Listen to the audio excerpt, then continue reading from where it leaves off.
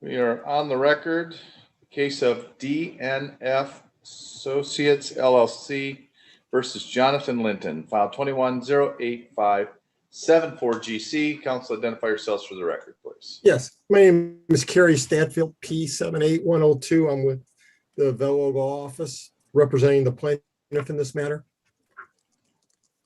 Good afternoon, Your Honor. Matthew Seuss with Legal Services of Eastern Michigan, here on behalf of the defendant, Jonathan Linton.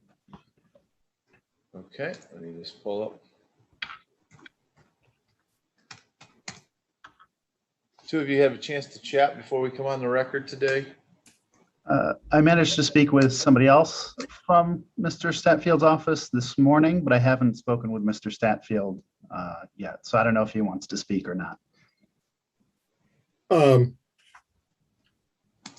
My position isn't any different than when you spoke to Brian this morning, but if there's a change on your side, I'll be happy to talk to you about. No change on my side. Okay. Then no, Your Honor, there's really no need for us to talk because we have already talked and unable to resolve this matter at this time. All right. So let's make sure I pull it up. We got a motion to compel discovery and then an objection. So let's find out all the documents that we have going on here. Mr. Seuss, did you get a copy of the document plaintiff's response to defendant's motion to compel? I received a response about 4:30 on Monday. Okay, just make sure you had a copy of the document. Yes, I received it. I was going to object to the late filing of it, but if the court is fine with it, I'm happy to proceed. Go ahead. Go ahead and make your arguments.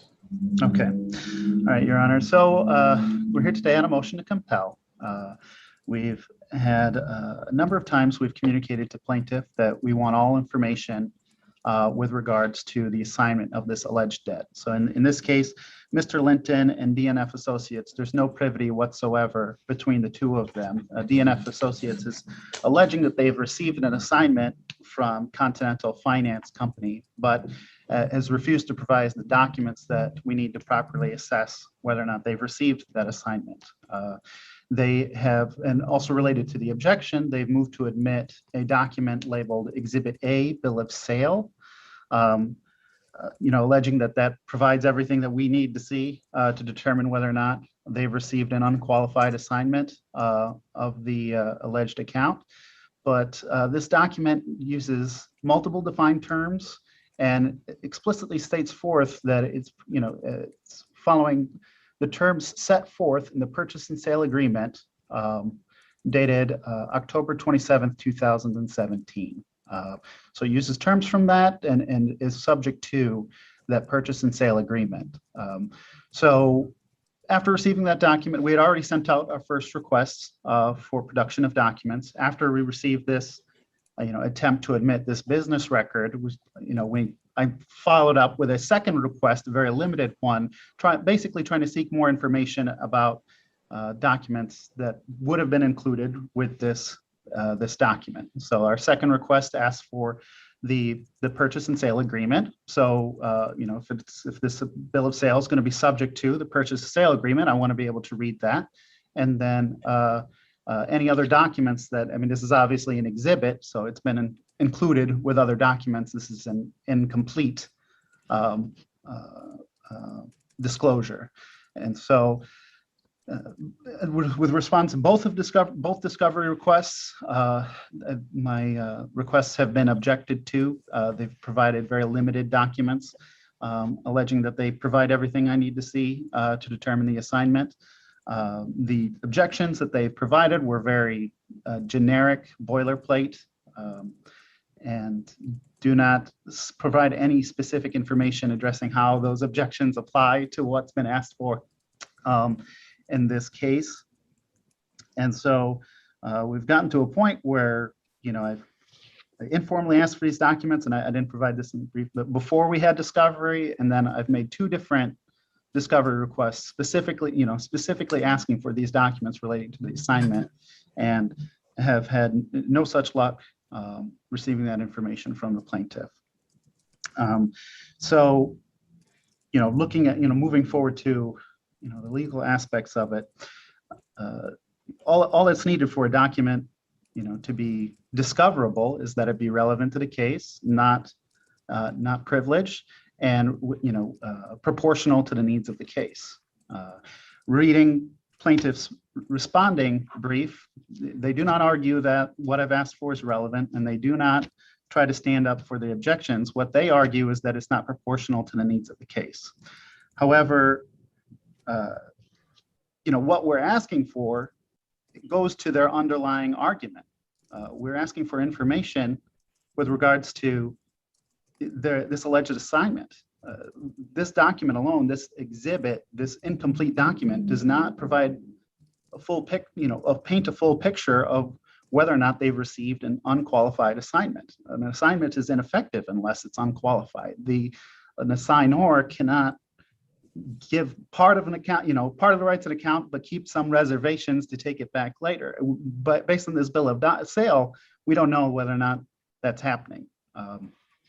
So, that's why we've asked for it, why it's relevant to this case, and why I've been very specific with what I'm asking for. I'm not asking for everything under the sun. I'm not asking for them to admit that the sky is blue. I'm asking them to, for irrelevant information. I'm asking them to provide me some more specific documentation on the assignment of this alleged account. Now, in their brief, I've reviewed it beforehand. I'm looking for case law that supports the argument that what I've asked for is outside the scope or outside of the proportional needs of the case. The only case that they cite in the brief is State Farm Mutual Auto Insurance versus Warren, a federal district case out of the Eastern District of Michigan. However, reading that case, it itself also acknowledges that while it's a limit, while the proportional needs are a limit on discovery, the rules do not do anything to alter the basic tenet that discovery is meant to be liberally construed. And again, I'm not asking for everything under the sun. I'm not objecting to every failure to produce documents that they have, every failure that they've made in their requests, because honestly, this is not the only request that I've made that they've failed to provide documents for. I've been very specific and targeted for the needs of the case. Now,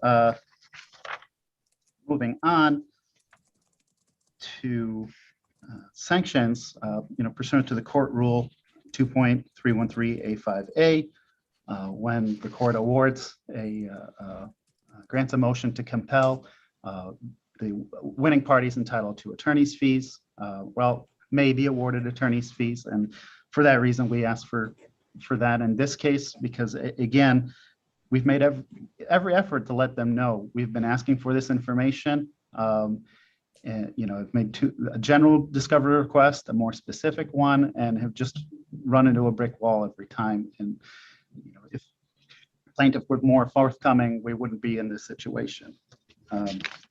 Now, finally, as to the objection on that document, that notice of intent, they have not provided, everything that we need to be able to properly assess that document. The court rule is very specific on this. So I can read it explicitly. It says a party intending to offer a record into evidence under this paragraph must provide written notice of that intention to all diverse parties and must make the record and declaration available for inspection. So I've not received any declaration. I have not received any indication that there is a declaration either on plaintiff's exhibit list, or I have not received any notice that any declaration is available for inspection. At this time, if I were to receive a copy of it, as I've noted in my brief, discovery is coming to a close. I don't have any more opportunity to investigate that, to ask any, submit a discovery with regards to the declarant. I don't have that opportunity. I still have no idea who their proposed declarant would be. And so with regards to that business record. And so that's for the reason that we object. We ask that if a plaintiff intends to try to admit this document, we ask that they be required to provide a witness to do so. All right, thank you. Yep. Mr. Stepfield. Yes, Your Honor. Thank you. It is our position that defendant's motion to compel, they're asking for a particular purchase agreement, and this document is not needed for defendant's case. The plaintiff has provided sufficient proof that it's Is the it legal needed for the holder- plaintiff? Is it needed for the plaintiff's case? Yes. Well, no, because we feel that the bill of sale and the account assignment schedule, which has been provided to the defendant, sufficiently shows that we have purchased that account. We don't see what benefit there is for the defendant to have a copy of that purchase agreement, because it contains information on what my client paid for the whole lot of accounts. They bought a large amount of accounts from the seller. And plus it has protective information on each of the accounts in it, which is not part of this lawsuit. It is our position that we feel that the information must be relevant and proportional to the needs of the case. And we feel that we have provided sufficient evidence of prima facie that we purchased this particular account, and we have a bill of sale. The bill of sale on the document itself clearly indicates without recourse, without representation or warranties of any kind, character or nature, express or implied, all the signors' respective rights, titles, and interests to each and every account identified in the closing file attached here to label as Exhibit 1, the accounts, together with all the rights of principal, interest, and other proceeds of any kind with respect to the accounts remaining due and owing as of the cutoff date. We think that's pretty clear that we have purchased everything that we have purchased all of their rights that they have in these accounts. As far as good faith effort or attempt to secure the discovery of this instrument, there have been no external communication between the parties requesting this. The only two requests have been in the defendant's request to produce documents. There have been several emails between our offices, and none of those emails asked for, would you supply me with this document? So the representation that there have been communication between the parties asking for it is not correct.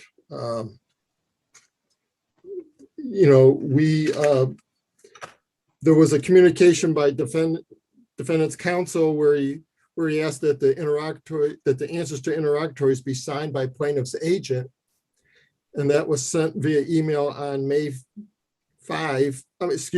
26, 2001.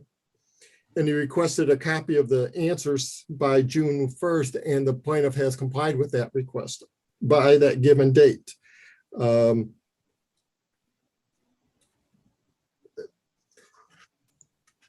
As far as the legal fees, since Legal Services of Eastern Michigan is representing this defendant, the defendant is not incurring any legal fees, and therefore there should be no reimbursement, because the intent of Michigan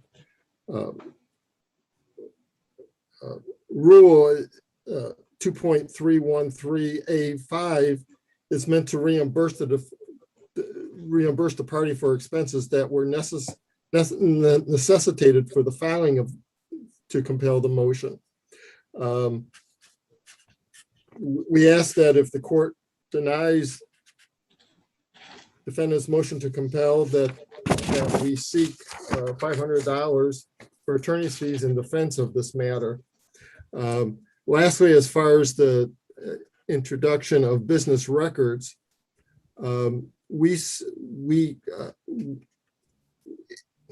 we served our intent to submit the business records, and under Michigan rules of evidence, it clearly states that if parties intend to introduce business records, it must, one, written notice of its intent, and two, make the records available for inspection. And we have done that.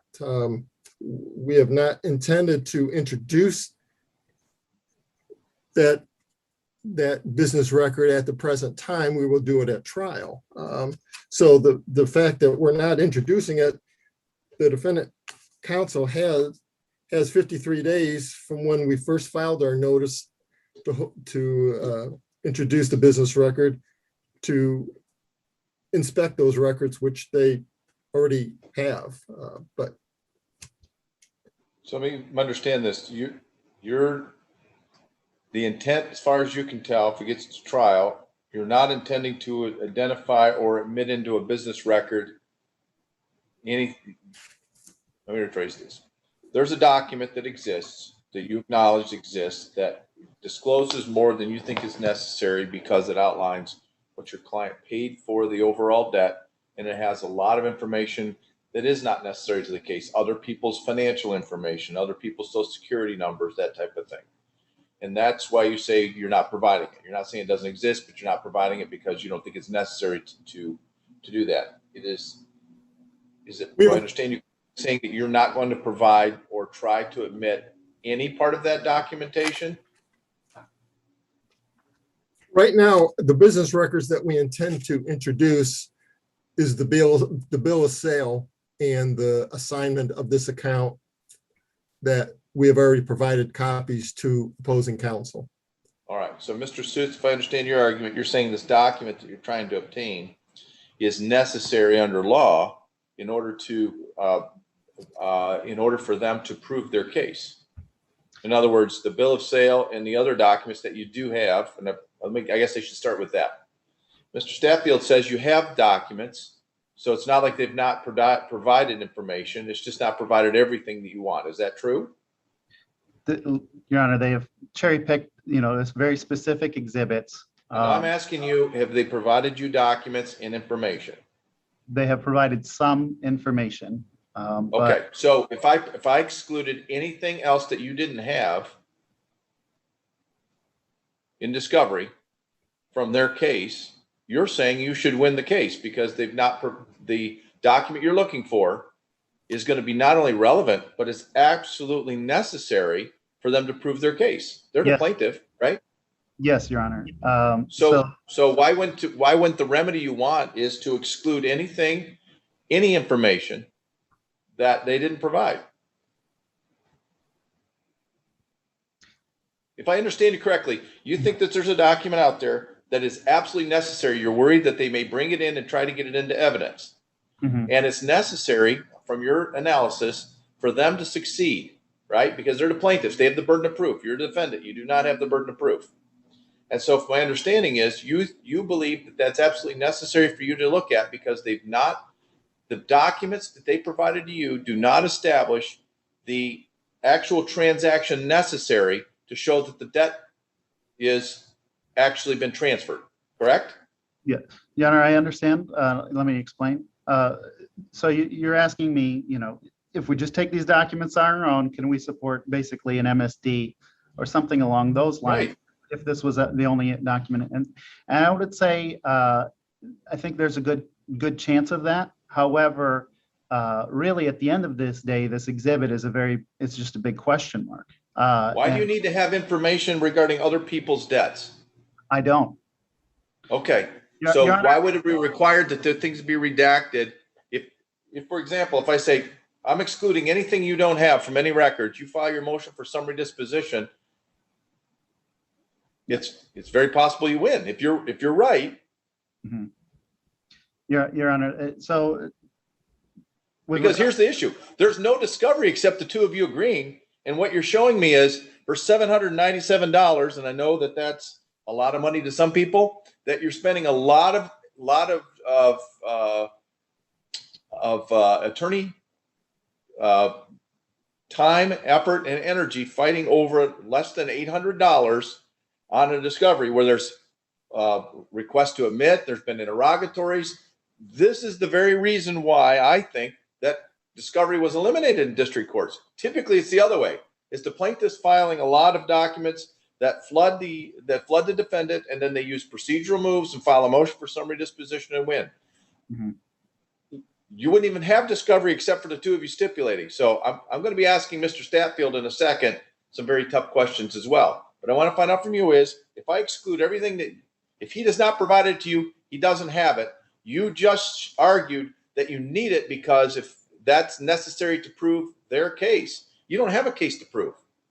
So if they can't prove the case that they actually bought this document from the bill of sale and from the other pieces, if they can prove that, then I don't know how this document is necessary unless it's additional proof. Yeah. So if I can respond to that point, Your Honor. So this document, on its face is drafted to sound like it's very absolute. And this is what Mr. Statfield cited in his argument. Looking at the document, though, it is qualified after it makes this statement, oh, this is an absolute transfer. It then qualifies itself as applicable, that its transfer is applicable to such accounts, defined term, not defined, such accounts as set forth in the purchase and sale agreement. So what could be in this purchase agreement is a reservation by the transferor. And that's what we want to find out, because if there is a reservation by the transferor in the document, then our case is ironclad in our defense, because you cannot, when in assigning a document, you can't reserve rights. And we don't know that until we discover that information. And that's why we've asked for it. We're not trying to blow up discovery in this case. Like I said, we've been my second discovery request wasn't asking for information that wasn't included in the first discovery request. I was being more specific in the second request. Okay. And that's why let me ask Mr. Statfield a question. Mr. Statfield, there's no discovery. You stipulated for discovery, and then Mr. Seuss is asking for something. He stated very solid reasons. If there is a reservation in that document, it's not the entire document, there's a reservation in that document, he needs it for his defense. Why would you stipulate to something and then not provide a document that he's saying that he needs? We don't have that document in hand, and for us to get it, my client buys a lot of paper, and they don't buy it with reservations because they're buying it. But that's you saying it. That's you saying that you're buying without reservation. Mr. Seuss says he wants an opportunity to look to see if it's not bought with reservations. I suspect that would be a very important thing for the defense. Wouldn't you agree? You do this work. Well, if I have a document that says that they've purchased it and they take a judgment, then I will rely upon that instrument. And if someone else files a secondary lawsuit on the same debt, I think you have a valid defense of saying we paid the first guy because this was the assignment and this was what we have, and here's the judgment, and you go after that party. We feel comfortable that with the documents that we have provided, that we have proved that we're the legal title holder with all rights to this account. Now, if the defendant feels that we're wrong in our assessment, then he can try to prove that, or if the court feels that we're not proper at a trial, then we'll lose. But right now, we feel that we've proved that we're the legal title holder to this account with all rights. All right. And the document has been supplied with the court, obviously through the various pleadings. So the court has a copy of what we're arguing or what we're talking and what has been given to the parties. I'd like to make mention, I don't know how relevant it is, but in defendant's first discovery request, they requested 14 requests for admissions, 20 interrogatories, and 13 requests for production, compared to the plaintiff, which we asked for 8 requests for admissions, 9 interrogatories, and 5 requests for productions. And that's just the first one. The second one only had 2, as opposing counsel has reflected to the court. So we feel just the opposite, that we've been bombarded with discovery due to the value of this case being only $800. We're trying to be as efficient as possible. And we feel that the defendant is not. Okay. Mr. Seuss, the document you're looking for is very specific, correct? Yes. We're asking The for name of it? the You're asking for? the purchase and sale agreement dated October 27th, 2017. I'm granting the motion for discovery for the purchase and sale agreement dated October 27th, 2017. It will be provided within 30 days. I'm not granting sanctions at this point in time, and I'm ending all rest of the discovery. We're done with that discovery issue. After the 30-day time period, it must be provided by July 30th or whatever the date. I don't know if I picked a Saturday or Sunday, but it will be within 30 days of today's date that document must be provided. If it's not provided at that point in time, then I will make a determination as to what the situation will be. I'm setting this for a status conference the first week of August. Kayla, I need a date.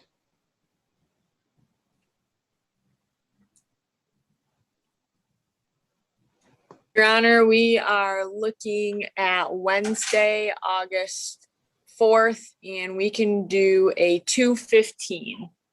All right. Mr. Statfield, are you available August 4th, 2:15 by Zoom? Yes. Mr. Seuss, are you available August 4th, 2:15 by Zoom? Yes, Your Honor. Okay.